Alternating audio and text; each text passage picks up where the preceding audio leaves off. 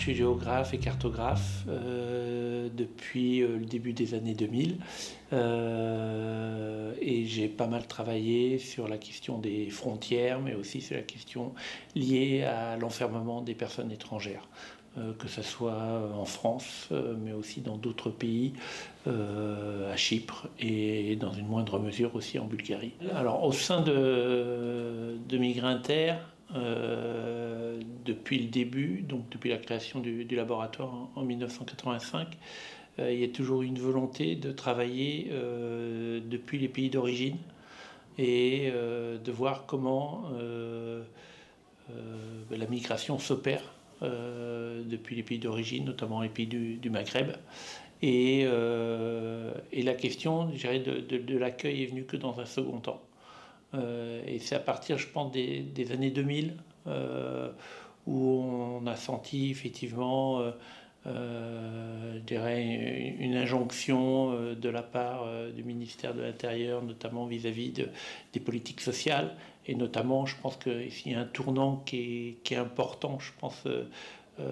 c'est avec l'arrivée de Nicolas Sarkozy au ministère de l'Intérieur à partir de 2002. Et on voit là tout un démantèlement qui s'opère des différentes institutions. Et à partir de là, il y a eu beaucoup moins, je dirais, de financement pérenne de la part de l'État. Je pense notamment à ces rapports qui ont pu être créés dans les années 90, voire début des années 2000, par exemple sur la circulation migratoire, un rapport qui a été coordonné par Kamel Doraï, Emmanuel Mamingue et Stéphane de Tapia autour de cette notion qui était très forte, et de montrer aussi qu'effectivement la migration ne se limitait pas uniquement, je dirais, depuis le pays de départ vers le pays d'arrivée, mais aussi qu'il y avait tout un ensemble de circulations qui s'opérait et qui effectivement permettait de penser et qu'on était dans une dynamique et de ne pas avoir une vision européocentrée aussi de la migration. La manière aussi de mener de la recherche, alors je parle pour moi-même, mais je pense que pour d'autres recherches aussi qui ont débuté à cette même période aussi, c'est quelque chose qui est important, à savoir d'avoir une implication dans des réseaux, voire dans certaines associations, qui ont permis d'avoir accès parfois à certaines données, que ce soit par exemple dans des centres de rétention administrative ou des zones d'attente ou dans certains camps de ce qu'on appelle la recherche embarquée. Et ça, c'est quelque chose qui a vraiment commencé à se développer et qui aussi permettait, enfin pour ma part, moi je l'ai toujours assumé, c'était d'avoir un positionnement aussi, croire en une recherche objective. Pour ma part, je ne pense pas que ça existe. Après, je pense qu'il y a toujours un engagement, on part sur des valeurs, et c'est à partir de ces valeurs-là, effectivement, qu'on va développer des recherches. La cartographie, enfin moi, c'est quelque chose qui m'a toujours animé. Et enfin, je pense notamment à un article de Gildas Simon où il parle de la spatialisation du regard, et quelque chose qui m'avait déjà soumis avant qu'il produise cet article en 2006 de mémoire, il me semble. Et c'est vrai que c'était de partir de données, même parfois incomplètes, pour pouvoir essayer de faire émerger un phénomène, de pouvoir essayer de montrer des tendances. Et si on prend par exemple l'exemple de la carte des morts aux frontières, que j'ai produite en 2003, je l'avais proposé un article en noir et blanc, et de par la thématique et la nouveauté de ce qu'elle représentait, on m'a dit tout de suite non, on va la publier en couleur. Et après, ça a été repris par le monde diplomatique, et depuis, on a eu moult versions qui permet aussi de montrer de manière encore bien plus fine ces processus qui s'opèrent aujourd'hui aux frontières de l'Union européenne. Donc ça, c'était une forme de cartographie qu'on a pu mener. Dans le même registre, il y a aussi toute la question de l'encampement, qu'on a pu faire dans un premier temps avec Migorope, qui était un réseau d'associations et de chercheurs, sur lequel on a pu commencer aussi à faire apparaître à partir de la cartographie des phénomènes, même si c'était loin d'être exhaustif, même si nos données parfois étaient fragiles, mais au moins ça montrait l'intérêt d'un sujet à développer et à analyser. Et après, effectivement, ça conduit effectivement à des projets, par exemple, comme celui coordonné par Michel Agier, Babel, où là, effectivement, il y a une dimension encore bien plus vaste, bien plus importante, parce que ça s'est fait à l'échelle de la planète, pour essayer de comprendre effectivement ces évolutions-là et de montrer aujourd'hui ce qui se passait dans un endroit n'était pas forcément isolé, n'était pas forcément un phénomène isolé, mais pouvait se retrouver parfois de différentes manières dans d'autres pays à travers le monde. Et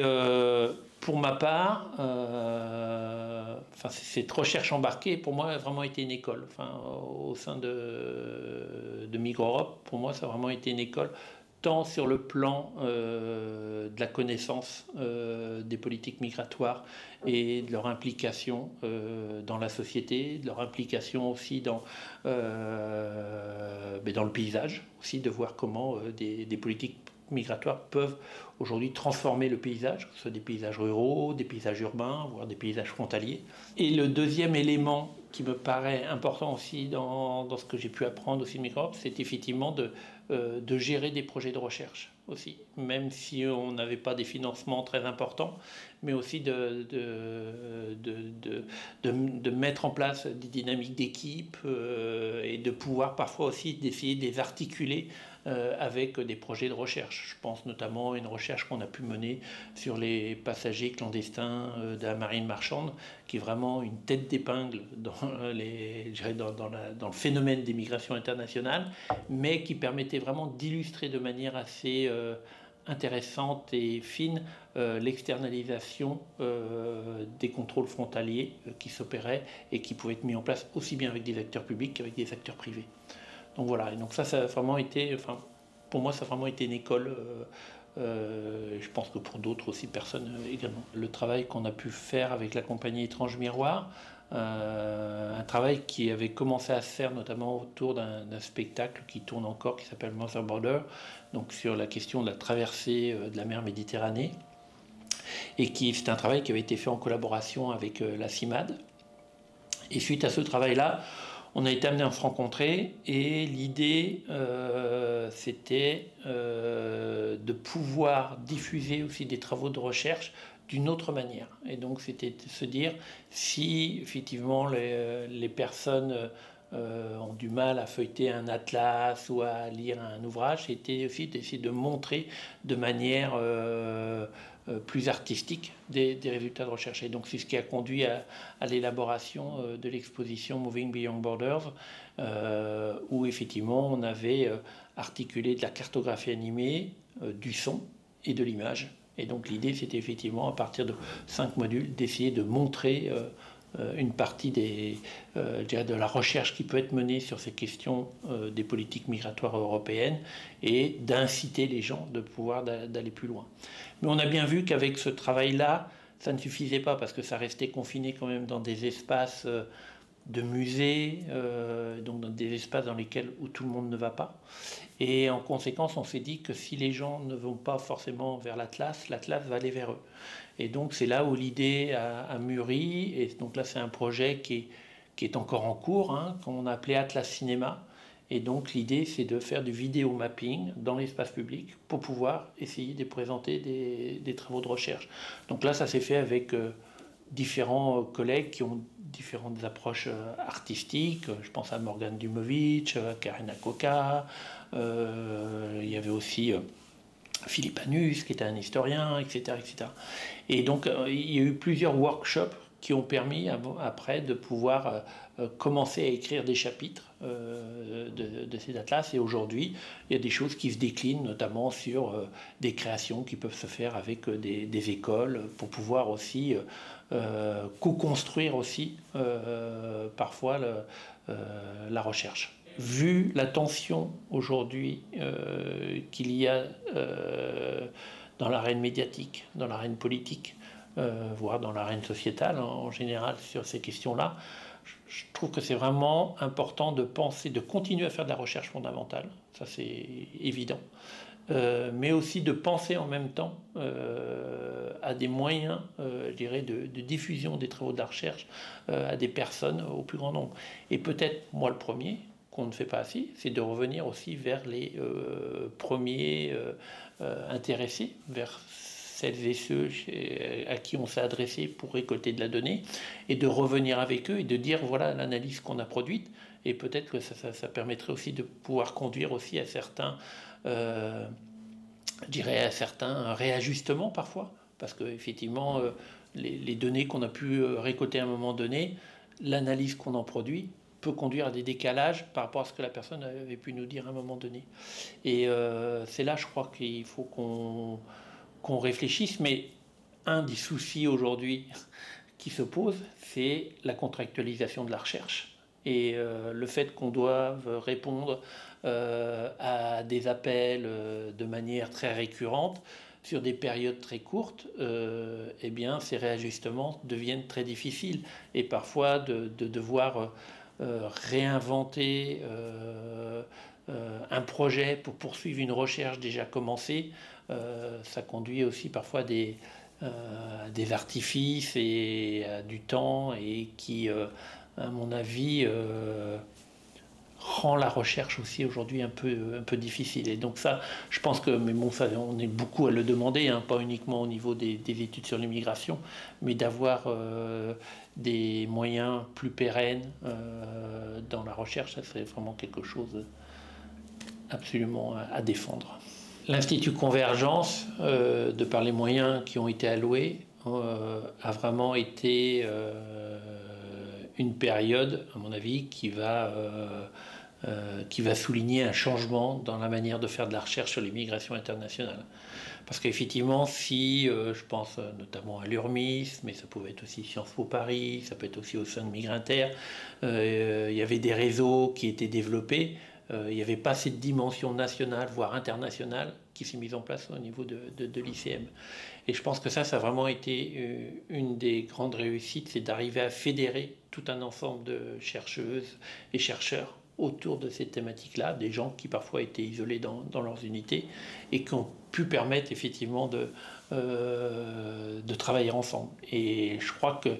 le fait que cette structure ait pu exister, et va sûrement continuer à exister d'une autre façon, a permis de fédérer des gens et de pouvoir permettre aussi de travailler avec des collègues auxquels on n'aurait pas forcément imaginé au départ. Donc ça, je trouve que c'est vraiment un des points absolument importants à souligner. Ensuite, effectivement, le fait que ça repose sur des financements qui ne sont pas pérennes, qui vont s'arrêter prochainement, à savoir en 2026. Il faut maintenant effectivement penser à d'autres moyens. Donc il y a plusieurs scénarios qui ont été envisagés, savoir une fédération de recherche qui pourrait être portée par le CNRS, mais aussi voire parfois peut-être un groupement d'intérêt public, où là les ministères pourraient être peut-être davantage investis. Mais vu la période qui se profile aujourd'hui, il me semble vraiment important de pouvoir continuer effectivement à fédérer effectivement les personnes ensemble, et d'autant plus qu'on n'a pas forcément les mêmes regards suivant les disciplines où on se situe, suivant les villes ou les régions où on se situe. Et donc c'est là où je trouve que la recherche gagne beaucoup à aller dans ce sens-là. C'est vrai que l'interdisciplinarité, là, a vraiment eu tout son sens. La formation de jeunes chercheurs, que ce soit au niveau du... Maintenant, c'est vrai que maintenant, il y a une mention migration, donc avec 2 masters migration, un qui est à Poitiers, un autre qui est à Paris. mais aussi il ne faut pas oublier toutes les autres formations existantes, que ce soit celle au niveau de l'URMIS, au niveau du LIS à Toulouse aussi, où il y a des parcours qui sont plus orientés vers les questions migratoires, mais aussi je pense à des diplômes universitaires, droit et migration, comme au Mans, à Amiens il me semble, voilà des DU que vous avez mis en place sur les questions liées aux traductions. Donc ça, ce sont vraiment des choses importantes à continuer et qui permettent aussi de pouvoir